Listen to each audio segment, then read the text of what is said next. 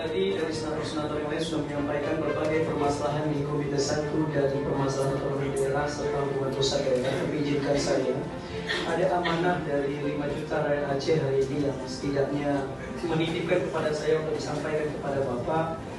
Yang pertama adalah tanggal 15 Agustus 2005 Aceh merdeka dalam Kitai Negara Kesatuan Republik Indonesia dengan tanda tangannya MOU Helsinki.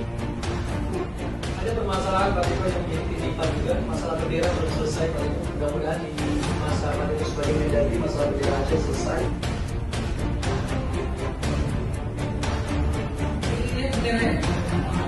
Boleh? Boleh ya? Oke, baik, saya tunjukkan bahwa bendera ini sudah sah, ya. Bendera ini sudah sah dan sudah menjadi bendera lokal di Aceh dalam jadi bendera ini adalah bendera lokal Aceh yang sudah sah dan sudah disahkan oleh PPLA dan Gubernur Aceh. Jadi pemerintah pusat tidak usah khawatir. Dan ini adalah bendera